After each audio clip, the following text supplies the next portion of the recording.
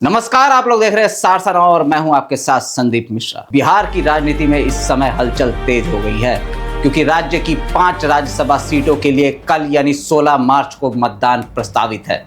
चुनाव से ठीक पहले सत्ताधारी और विपक्षी दोनों खेमों में बैठकों का दौर तेज हो गया है और विधायक स्तर पर रणनीति को अंतिम रूप दिया जा रहा है। इस चुनाव को लेकर के मुख्य मुकाबला सत्ताधारी नेशनल डेमोक्रेटिक अलायंस यानी कि एनडीए और विपक्षी महागठबंधन के बीच माना जा रहा है। दरअसल बिहार से राज्यसभा के जिन सदस्यों का कार्यकाल पूरा होने जा रहा है उनकी जगह नए प्रतिनिधियों के चुनाव के लिए यह प्रक्रिया कराई जा रही है।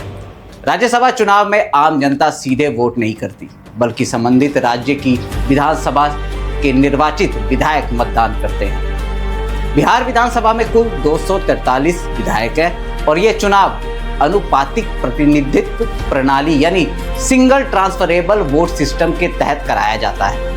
इस गणित के आधार पर एक उम्मीदवार को जीत के लिए लगभग 41 वोटों की आवश्यकता होती है। मौजूदा विधानसभा समीकरण पर नजर डालें तो सत्ताधारी गठबंधन के पास स्पष्ट बहुमत है।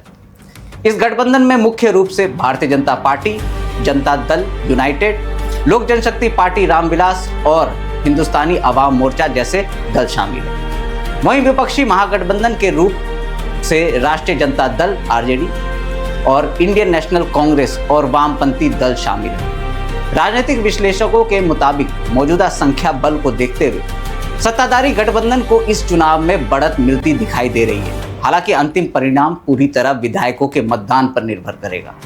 चुनाव से पहले राजनीतिक दल अपने विधायकों को एकजुट रखने और मतदान प्रक्रिया को समझने के लिए लगातार बैठक कर रहे हैं।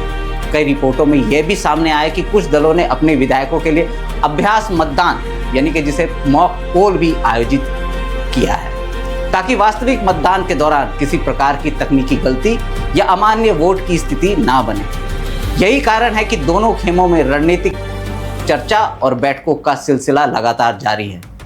राजनीतिक जानकारों का मानना है कि बिहार का यह राज्यसभा चुनाव केवल राज्य की राजनीति तक सीमित नहीं है बल्कि संसद के उच्च सदन में दलों की संख्या और राजनीतिक संतुलन के लिहाज से भी महत्वपूर्ण माना जा रहा है। इसलिए सभी दल इस चुनाव को गंभीरता से लेते हुए अपनी अपनी रणनीति को मजबूत करने में जुटे हुए हैं। अब सबकी नज़र कल 16 मार्च को होने वाली वोटिंग और उसी दिन घोषित होने वाले परिणामों पर टिकी है, जहां यह तय होगा कि बिहार में राज्यसभा की इन 5 सीटों पर कौन कौन नेता संसद के उच्च सदन यानी कि अपर हाउस तक पहुंचेगा।